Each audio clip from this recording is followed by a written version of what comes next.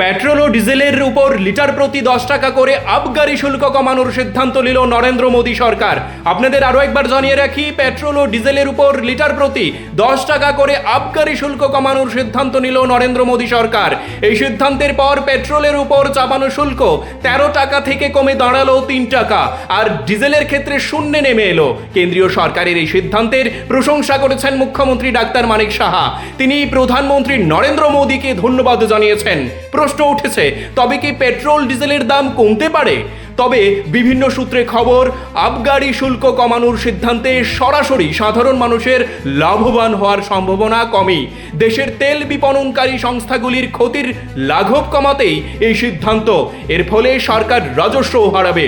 বিশ্বের বিভিন্ন দেশ থেকে ভারতীয় সংস্থাগুলি যে অপরিশোধিত তেল আমদানি করে তার উপর সরকার আবগারি শুল্ক নেয়। গত বছরই সেই শুল্ক বাড়িয়েছিল মোদী সরকার। যুদ্ধ পরিস্থিতিতে বিশ্ববাজারে তেলের দাম ব্যারেল প্রতি অনেকটাই বেড়ে গিয়েছে। তবে ভারতের বাজারে এখনো পর্যন্ত সাধারণ পেট্রোল ডিজেলের দাম বাড়েনি। এর ফলে ভারতীয় সংস্থাগুলিকে অনেকটাই ক্ষতির মুখে পড়তে হচ্ছে।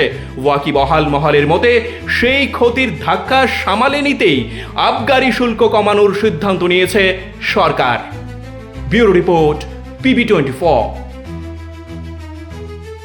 स्वर्ण कमल ज्वेलर्स प्रेजेंट्स विवाह स्वर्ण उत्सव 19 जनवरी से पूरे वेडिंग सीजन तक। वेडिंग ज्वेलरी खरीदिए और जीतिए एक romantic couple trip to Vietnam. पाएं गोल्ड ज्वेलरी पर up to 25% making charges off और डायमंड ज्वेलरी पर 100% मेकिंग चार्जेस ऑफ। साथ ही लकी ड्रॉ में जीतिए 2 फैमिली ट्रिप्स टू कश्मीर। हर परचेज पर अश्योर गिफ्ट और हॉलमार्क्ड ओल्ड गोल्ड एक्सचेंज पर कंप्लीट वैल्यू। सिर्फ स्वर्ण कमल ज्वेलर्स पर। TNC apply.